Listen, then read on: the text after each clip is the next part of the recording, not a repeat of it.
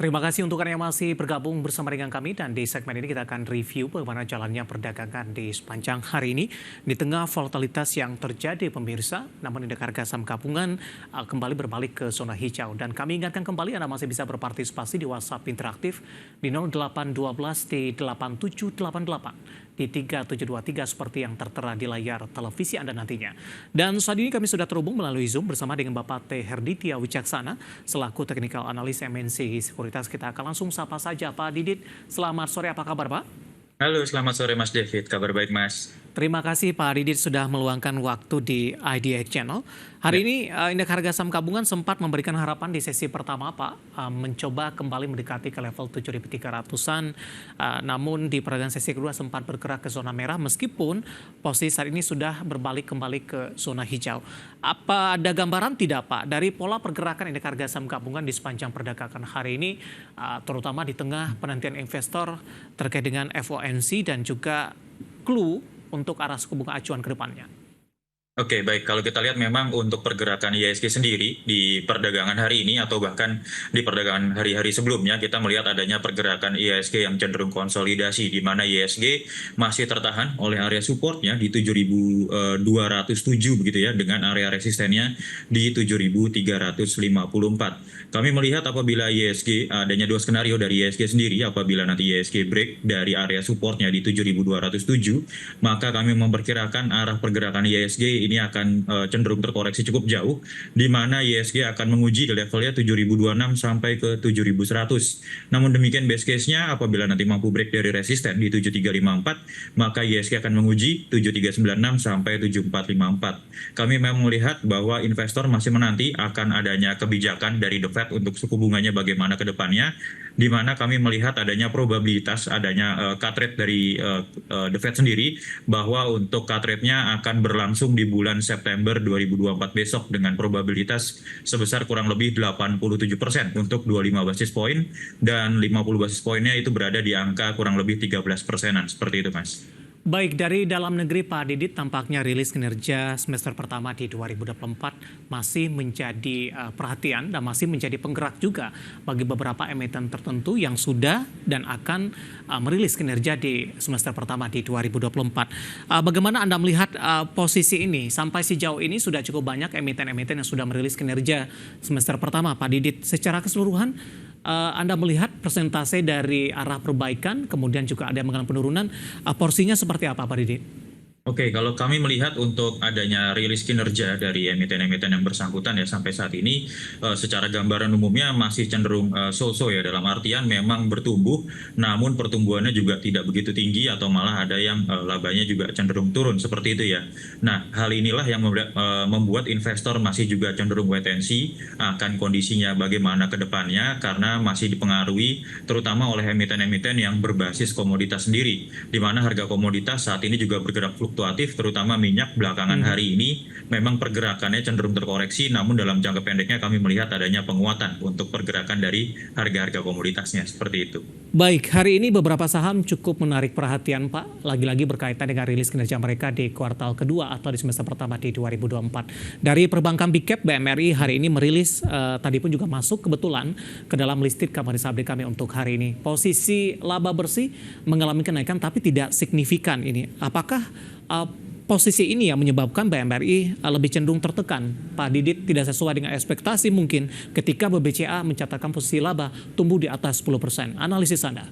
Oke, kalau kita lihat bersama memang rilis kinerja dari BMRI ini mencatatkan pertumbuhan pada laba bersihnya sebesar 5%-an ya. Namun hal ini juga masih jauh di bawah ekspektasi, di mana sekitar 47-48% dari ekspektasi dari para analis maupun dari para investor sendiri, sehingga secara pergerakannya sendiri ini masih cenderung untuk bergerak terkoreksi dari pergerakan si BMRI ini sendiri. Dan secara teknikal kami memang melihat pergerakan BMRI sedang berada di downtrend dalam jangka pendeknya. Jadi nanti dapat dicermati selama BMRI belum mampu break dari 6.750 sebagai area resistennya, maka kami perkirakan BMRI akan menguji di levelnya 6.300 dulu sebagai area supportnya. Dan apabila break maka dapat dicermati 6.075 sampai 6.200 sebagai target koreksi berikutnya dari BMRI, begitu. Baik, rekomendasinya seperti apa Pak? Apakah harus tunggu buy on break di 6750 terlebih dahulu atau pergerakan jangka pendek bisa dimanfaatkan untuk trading untuk BMRI? Oke, kami untuk rekomendasi BMRI sendiri, kami memperhatikan untuk BMRI dapat untuk buy on weakness terlebih dahulu di level 6.075 sampai 6.200 dengan mencermati area stop loss nanti berada di levelnya 5.875. Selama masih mampu berada di atas area stop loss-nya, maka kami melihat masih terdapat peluang untuk BMRI kembali menguat, menguji dulu area resisten 6750. Apabila nanti mampu break, maka cermati di area 69 sampai 7125 sebagai target dari BMRI, begitu. Baik, di sepanjang perdagangan hari ini perbankan big cap lebih cenderung bergerak mix. BBCA tadi sempat menguat di 1,72%. Jelang penutupan sesi kedua penguatannya lebih ke arah terbatas seiring juga dengan indeks harga saham gabungan tadi sempat bergerak di zona merah. Bagaimana arah dari saham-saham perbankan big cap ini Pak ketika skenario untuk the Fed MWNC di pekan ini sesuai dengan harapan para investor? Ada kemungkinan naik signifikan kembali tidak? Oke, kalau kami melihat dari pergerakan sektoralnya ya di IDX Financial sendiri, memang pergerakannya ini masih cenderung tertahan oleh area resisten di 1411. Selama belum mampu break dari area tersebut, maka kami masih melihat adanya kecenderungan bahwa untuk emiten-emiten perbankan yang tergabung dalam IDX Financial sendiri, ini masih rawan terkoreksi, di mana kami memperkirakan sektoralnya akan terkoreksi untuk menguji di 1367 sampai 1390. Dan kami perkirakan memang untuk pekan ini ada FOMC meeting ya di 1 Agustus besok, dan kami perkirakan ini masih the Fed masih akan mempertahankan suku bunga acuannya, sehingga memang pergerakannya diperkirakan tidak akan kemana-mana seperti itu. Baik, clue untuk cut rate-nya diperjelas akan memberikan dampak tidak nantinya? Nanti apabila ada cut rate di bulan September, kami rasa itu dampaknya akan cenderung positif, tapi masih agak cukup jauh di bulan September, begitu. Baik, dari perbankan kita beralih ke saham lainnya. Ada Gudang Garam, Pak. Ini juga cukup menyita perhatian di sepanjang perdagangan hari ini, terutama ketika rilis kinerja mereka ini anjlok cukup dalam di atas 70%. Pak Didit, sebelumnya Gudang Garam sudah mengalami koreksi yang cukup dalam. Hari ini sempat ke 15.575 dan tampaknya ini merupakan level terendah untuk Gudang Garam di beberapa waktu terakhir. Analisis Anda untuk Gudang Garam ketika kinerja belum membaik, kemudian juga cukai rokok masih membayangi ke depannya? Oke, kalau untuk Gudang Garam sendiri, kami melihat memang downtrend-nya ini agak cukup panjang begitu ya. Karena kami mencermati bahwa peak atau puncak dari Gudang Garam sendiri ini terjadi di bulan Maret 2019, di mana harganya sekitar masih 100 ribuan gitu ya, 100.975.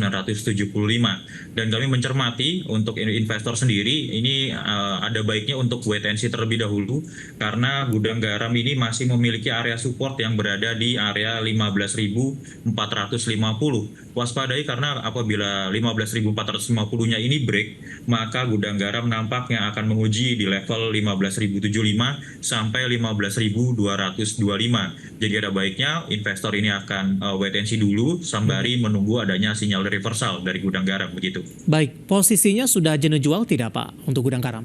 Untuk Gudang Garam sendiri sebenarnya posisinya ini sudah jenuh jual, namun belum ada tanda-tanda untuk dari beberapa sinyal ya seperti MACD dan stokastiknya ini untuk adanya pembalikan arah, karena keduanya masih berada di area negatif, begitu. Baik, prospek kedepannya seperti apa untuk Gudang Garam di tengah bayangan juga cukai rokok? Kemudian Gudang Garam tampaknya juga sudah mulai berekspansi Pak ke infrastruktur, pembangunan bandara dan lain sebagainya. Bagaimana Anda melihat perkembangan sentimen kemudian ekspansi yang dilakukan oleh Gudang Garam? Tampaknya juga belum mampu mengimbangi dari sentimen negatif industri yang sebenarnya mereka geluti untuk Gudang Garam. Ya, untuk emiten-emiten di rokok sendiri sebenarnya sentimennya masih agak cukup negatif ya, bahkan dibayangi dengan adanya cukai rokok di tahun depan. Namun demikian kami melihat apabila kenaikan cukai rokoknya tidak lebih dari 10%, maka dampak yang terjadi ke emiten rokok juga tidak akan terlalu besar, di mana memang masih ada harapan untuk emiten-emiten rokok ini bergerak menguat terlebih dahulu. Namun demikian apabila kami melihat dari Gudang Garam yang saat ini kita bahas, di mana volume penjualannya cukup tinggi ya di hari ini, kami melihat memang akan adanya reversal dalam jangka pendek terlebih dahulu. Namun demikian secara besarnya kami masih melihat adanya potensi penurunan dari Gudang Garam. Untuk area reversalnya paling tidak nanti akan menguji di 15.850 sampai ke area 16.000 terlebih dahulu, agak cukup pendek gitu untuk Gudang Garam. Baik, dari Gudang Garam kita beralih ke saham selanjutnya, masih tergolong saham big cap kali ini datang dari perindustrian, ada Astra International.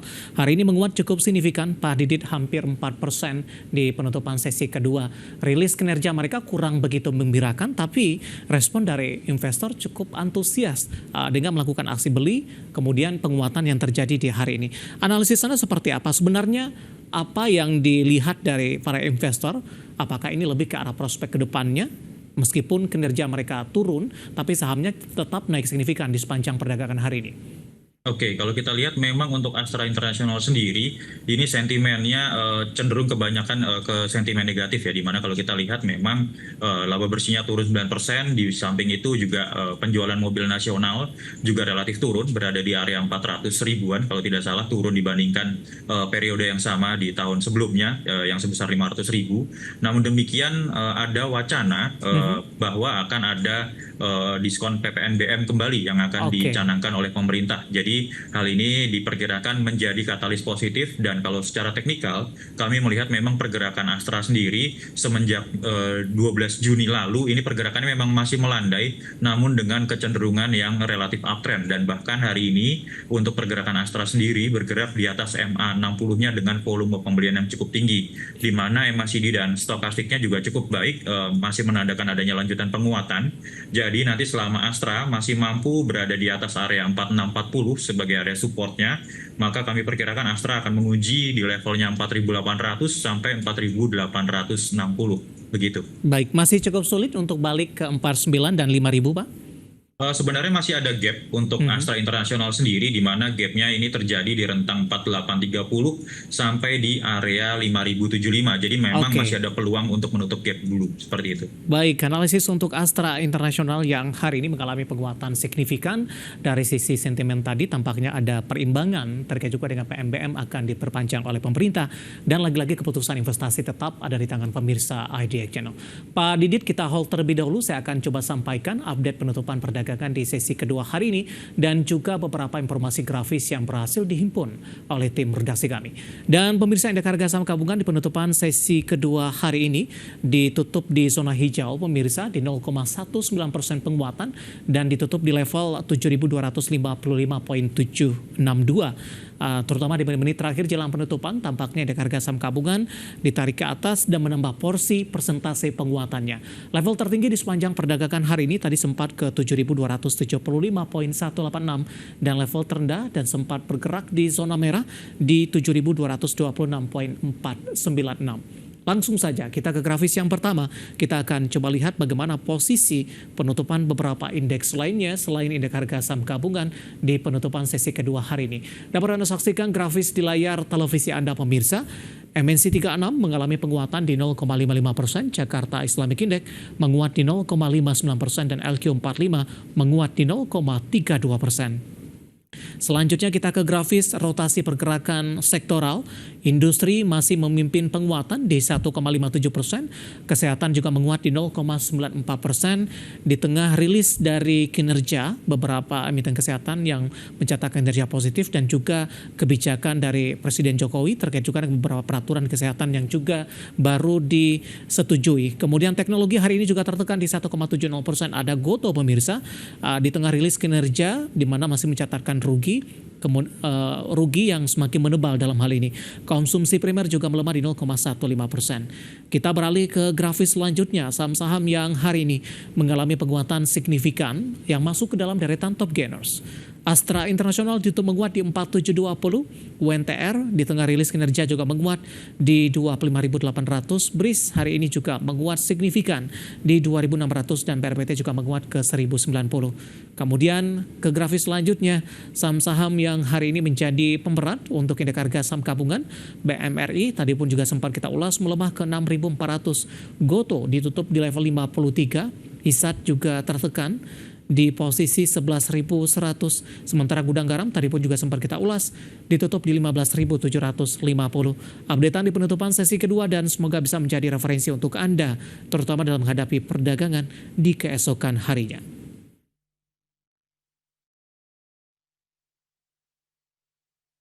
Kita akan jeda kembali dan tetap di tempat Anda karena setelah ini kita akan coba lihat saham-saham pilihan apa saja yang direkomendasikan dan pemirsa kami akan segera kembali.